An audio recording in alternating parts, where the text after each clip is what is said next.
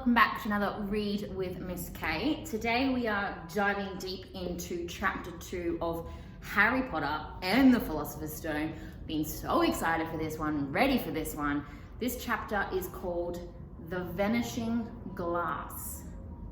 Nearly 10 years had passed since the Dursleys had woken up to find their nephew on the doorstep, but Privet Drive had hardly changed at all. The sun rose on the same tidy front gardens and lit up the brass number 4 on the Dursleys' front door. It crept into their living room, which was almost exactly the same as it had been the night when Mr. Dursley had seen the fateful news report about the owls. Only the photographs on the mantelpiece really showed how much time had passed. 10 years ago, there had been lots of pictures and what looked like a large pink beach ball wearing different coloured bobble hats. But Dudley Dursley was no longer a baby, and now the photograph showed a large blonde boy riding his first bicycle on a roundabout at the fair, playing at a computer game with his father, being hugged and kissed by his mother. The room held no sign at all that another boy lived in the house too. Yet Harry Potter was still there, asleep at the moment, but not for long. His Aunt Petunia was awake, and it was her shrill voice which made the first noise of the day. "Up! Get up now!" Harry woke with a start. His aunt rapped on the door again. "Up!" she screeched. Harry heard her walking towards the kitchen, and then the sound of the frying pan being put on the cooker. He rolled onto his back and tried to remember the dream he'd been having. It had been a good one. There'd been a flying motorbike in it. He had a funny feeling he had seen this dream before. His aunt was back outside the door. "Are you up yet?" she demanded. "Nearly," said Harry. "Well, get a move on. I want you to look after the bacon, and don't you dare let it burn. I want everything perfect for Daddy's birthday." Harry groaned. "What did you say?" His aunt snapped through the door. Nothing. Dudley's birthday. How could he have forgotten? Harry got slowly out of his bed and started looking for socks. He found a pair under his bed and, after pulling a spider off one of them, he put them on. Harry was used to spiders because the cupboard under the stairs was full of them, and that's where he slept. When he was dressed, he went down the hall into the kitchen. The table was almost hidden beneath all Dudley's birthday presents. It looked as though Dudley had got the new computer he wanted, not to mention the second television and the racing bike. Exactly why Dudley wanted a racing bike was a mystery to Harry, as Dudley was very fat and hated exercise. Unless, of course, it involved punching somebody. Dudley's favourite punch bag was Harry, but he couldn't often catch him. Harry didn't look it, but he was very fast. Perhaps it had something to do with living in a dark cupboard, but Harry had always been small and skinny for his age. He looked even smaller and skinnier than he really was, because all he had to wear were old clothes of Dudley's, and Dudley was about 4 times bigger than he was. Harry had a thin face, knobbly knees, black hair, and bright green eyes. He wore round glasses held together with a lot of sellotape because of all the times Dudley had punched him in the nose. The only thing Harry liked about his own appearance was a very thin scar on his forehead, which was shaped like a bolt of lightning. He'd had it as long as he could remember, and the first question he could even remember asking his Aunt Petunia was how he'd got it. "In the car crash when your parents died," she'd said, "and don't ask questions." Don't ask questions was the first rule for a quiet life with the Dursleys. Uncle Vernon entered the kitchen as Harry was turning over the bacon. "Comb your hair," he barked, by way of morning greeting. About once a week, Uncle Vernon looked over the top of his newspaper and shouted that Harry needed a haircut. Harry must have had more haircuts than the rest of the boys in his class put together, but it made no difference. His hair simply grew that way, all over the place. Harry was frying eggs by the time Dudley arrived at the kitchen with his mother. Dudley looked a lot like Uncle Vernon. He had a large pink face, not much neck, small watery blue eyes and thick blonde hair that lay smoothly on his thick fat head. Aunt Petunia often said that Dudley looked like a baby angel. Harry often said that Dudley looked like a pig in a wig. Harry put the plates of eggs and bacon on the table, which was difficult as there wasn't very much room. Dudley, meanwhile, was counting his presents. His face fell. 36, he said, looking up at his mother and father. "That's 2 less than last year." "Darling, you haven't counted Auntie Mark's presents, see? It's here under the big one from Mummy and Daddy." "All right, 37 then," said Dudley, going red in the face. Harry, who could see a huge Dudley tantrum coming on, began wolfing down his bacon as fast as possible in case Dudley turned the table over. Aunt Petunia obviously scented danger too, because she said quickly, "And we'll buy another 2 presents while we're out today. How's that, Popkin? 2 more presents. Is that all right?" Dudley thought for a moment. It looked like hard work. Finally, he'd said slowly, "So I'll have 39 sweetums," said Aunt Petunia. "Oh." Dudley sat down heavily and grabbed the nearest parcel. "All right then." Uncle Vernon chuckled. "Little Tyke wants his money's worth, just like his father. "Attaboy, Dudley." He ruffled Dudley's hair. At that moment, the telephone rang, and Aunt Petunia went to answer it while Harry and Uncle Vernon watched Dudley unwrap the racing bike, a cine camera, a cine camera, a remote-controlled aeroplane, 16 new computer games, and a video recorder. He was ripping the paper off a gold wristwatch when Auntie Petunia came back from the telephone, looking both angry and worried. "Bad news, Vernon," she said. "Mrs. Frigg's broken her leg. She can't take him." She jerked her head in Harry's direction. Dudley's mouth fell open in horror, but Harry's heart gave a leap. Every year, on Dudley's birthday, his parents took him and a friend out for the day, to adventure parks, hamburger bars, or the cinema. But every year, Harry was left behind with Mrs. Figg, a mad old lady who lived 2 streets away. Harry hated it there. The whole house smelled of cabbage, and Mrs. Figg made him look at photographs of all the cats she'd ever owned. "Now what?" said Aunt Petunia, looking furiously at Harry as though he'd planned this. Harry knew he ought to feel sorry that Mrs. Figg had broken her leg, but it wasn't easy when he reminded himself it would be a whole year before he'd have to look at Mr. Tibbles, Snowy, Mr. Paws, and Tufty again. "We could phone Marg," Uncle Vernon suggested. "Don't be silly, Vernon. She hates the boy." The Dursleys often spoke about Harry like this, as though he wasn't there, or rather, as though he was something very nasty that couldn't understand them, like a slug. "What about what's-her-name, your friend, Yvonne?" "On holiday in Mallorca," snapped Aunt Petunia. "You could just leave me here," Harry put in hopefully. He'd been able to watch what he wanted on television for a change, and maybe even have a go on Dudley's computer. Aunt Petunia looked as though she'd just swallowed a lemon. "And come back to find the house in ruins?" she snarled. "I won't blow up the house," said Harry, but they weren't listening. "I suppose we could take him to the zoo," said Aunt Petunia slowly, "and leave him in the car." "The car's new. He's not sitting in alone." Dudley began to cry loudly. In fact, he wasn't really crying. It'd been years since he'd really cried, but he knew if he screwed his face up and wailed, his mother would give him anything he wanted. "Dinky Duddydums, don't cry. Mummy won't let him spoil your special day," she cried, flinging her arms around him.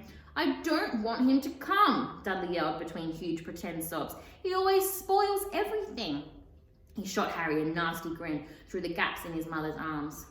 Just then, the doorbell rang. "Oh, good Lord, they're here," said Aunt Petunia frantically. And a moment later, Dudley's best friend, Pierce Polkus, walked in with his mother. Pierce was a scrawny boy with a face like a rat. He was usually the one who held people's arms behind their backs while Dudley hit them. Dudley stopped pretending to cry at once. Half an hour later, Harry, who couldn't believe his luck, was sitting in the back of the Dursleys' car with Piers and Dudley on the way to the zoo for the first time in his life. His aunt and uncle hadn't been able to think of anything else to do with him, but before they left, Uncle Vernon had taken Harry aside. "I'm warning you," he said, putting his large purple face right up close to Harry's. "I'm warning you now, boy. Any funny business, any business at all, you'll be in that cupboard from now until Christmas." "I'm not going to do anything," said Harry, "honestly." But Uncle Vernon didn't believe him. No one ever did. The problem was, strange things often happened around Harry, and it was just no good telling the Dursleys he didn't make them happen. Once, Aunt Petunia, tired of Harry coming back from the barber's looking as though he hadn't been at all, had taken a pair of kitchen scissors and cut his hair so short he was almost bald except for his fringe, which he left to hide that horrible scar. Dudley had laughed himself silly at Harry, who spent a sleepless night imagining school the next day, where he was already laughed at for his baggy clothes and sellotape glasses. Next morning, however, he got up to find his hair exactly as it had been before Aunt Petunia had sheared it off. He'd been given a week in his cupboard for this, even though he'd tried to explain that he couldn't explain how it'd grown back so quickly. Another time, Aunt Petunia had been trying to force him into a revolting old jumper of Dudley's, brown with orange bobbles. The harder she tried to pull it over his head, the smaller it seemed to become, until finally it might have fitted a glove puppet, but certainly wouldn't fit Harry. Aunt Petunia had decided it must have shrunk in the wash, and to his great relief, Harry wasn't punished. On the other hand, he got into terrible trouble for being found on the roof of the school kitchens. Dudley's gang had been chasing him as usual when, as to Harry's surprise, as anyone else's, there he was, sitting on the chimney. The Dursleys had received a very angry letter from Harry's headmistress telling them that Harry had been climbing school buildings, but all he tried to do, as he shouted at Uncle Vernon through the locked door, was just jump behind the big bins outside the kitchen doors. Harry supposed that the wind would have caught him in mid-air jump. But today, nothing was going to go wrong. It was even worth being with Dudley and Pierce to be spending the day somewhere that wasn't school, his cupboard, or Mrs. Figg's cabbage-smelling living room. While he drove, Uncle Vernon complained to Aunt Petunia. He liked to complain about things. People at work, Harry, the council, Harry, the bank, and Harry were just a few of his favourite subjects. This morning, it was motorbikes. Roaring along like maniacs, the young hoodlums, he said as a motorbike overtook them. I had a dream about a motorbike, said Harry, remembering suddenly. It was flying. Uncle Vernon nearly crashed the car in front of him. He turned right around in his seat and yelled at Harry, his face like a gigantic beetroot with a moustache. Motorbikes don't fly. Dudley and Piers sniggered. I know they don't, said Harry. It was only a dream. But he wished he hadn't said anything. If there was one thing the Dursleys hated even more than him asking questions, it was his talking about anything, acting in a way it shouldn't. No matter if it was a dream or even in a cartoon, they seemed to think he might get dangerous ideas.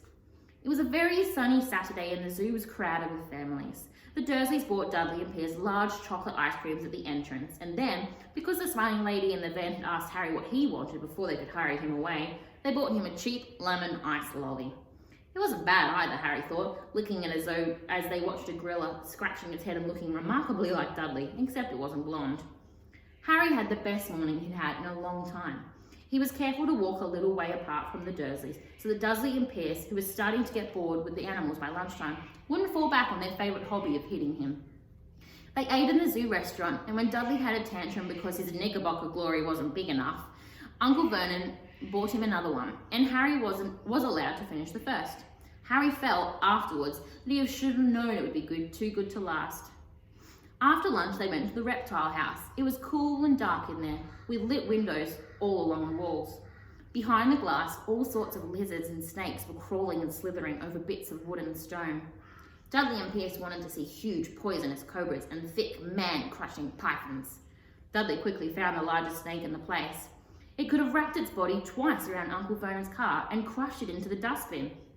But at the moment, it didn't look in the mood. In fact, it was fast asleep. Dudley stood with his nose pressed against the glass, staring at the glistening brown coils. Make it move, he whined at his father.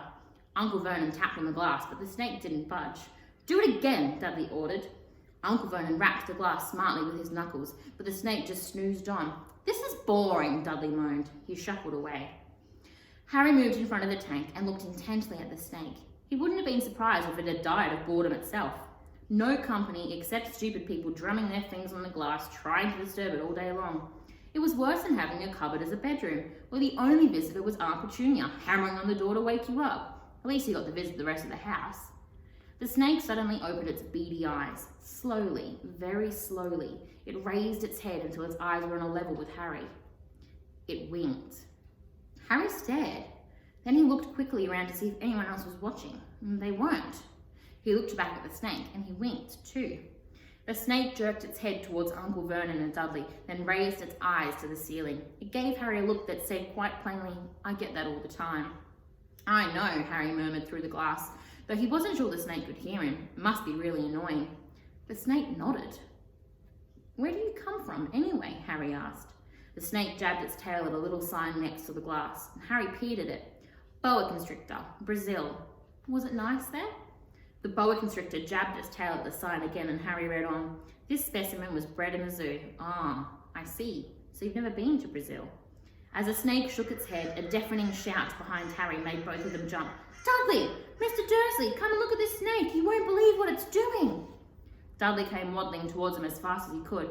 Out of the way, you, he said, punching Harry in the ribs. Caught by surprise, Harry fell hard on the concrete floor. What came next happened so fast, no one saw how it happened. 1 second, Piers and Dudley were leaning right up close to the glass, and the next, they leapt back with the howls of horror. Harry sat up and gasped. The glass front of the boa constrictor's tank had vanished. The great snake was uncoiling itself rapidly, slithering out on the floor. People throughout the reptile house screamed and started running to the exits. As the snake slid swiftly past them, Harry could have sworn a low hissing voice said, Brazil, here I come. Thanks, amigo. The keeper of the reptile house was in shock. But the glass! Where'd the glass go? The zoo director himself made Aunt Petunia a cup of strong sweet tea while he apologised over and over again. Piers and Dudley could only give up. As far as Harry had seen, the snake hadn't done anything except snap playfully at their heels as it passed. But by the time they were all back in Uncle Vernon's car, Dudley was telling them how it had nearly bitten off his leg, while Piers was swearing it had tried to squeeze him to death. But, worst of all, for Harry at least, was Piers coming down enough to say, Harry was talking to it, weren't you, Harry? Uncle Vernon waited until Piers was safely out of the house before starting on Harry. He was so angry he could hardly speak. He managed to say, "Go, cupboard, stay no meals," before he collapsed into a chair and Aunt Petunia had to run and get him a strong brandy. Harry lay in his dark cupboard much later, wishing he had a watch. He didn't know what time it was, and he couldn't be sure if the Dursleys were asleep yet. Until they were, he couldn't risk sneaking to the kitchen for some food. He lived with the Dursleys almost 10 years. 10 miserable years, as long as he could remember, ever since he'd been a baby and his parents had died in that car crash. He couldn't remember being in the crash with when his parents died. Sometimes, when he strained his memory during long hours in his cupboard, he came up with a strange vision, a blinding flash of green light and a burning pain in his forehead. This, he supposed, was the crash, but he couldn't imagine where all the green light came from. He couldn't remember his parents at all. His aunt and uncle never spoke about them, and of course he was forbidden to ask questions. There were no photographs of them in the house. When he'd been younger, Harry had dreamed and dreamed of some unknown relation to take him away, but it never happened. The Dursleys were his only family.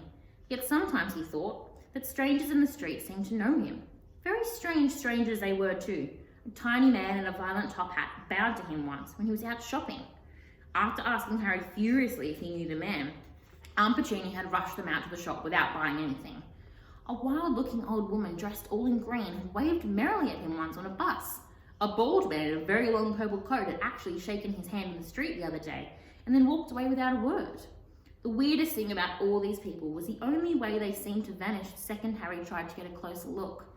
At school, Harry had no one. Everybody knew that Dudley's gang hated that odd Harry in his baggy old clothes and broken glasses, and nobody liked to disagree with Dudley's gang. Awesome, I love that chapter. All I can do, I said it last time, all I can do is I can picture the movie in my mind. So it's pretty cool when you get to read a special book like this. Chapter 3 is called A Letter from No One. So we'll get onto that one next time I read Harry Potter. So have a wonderful day and don't forget to subscribe for a different chapter every day. See you later.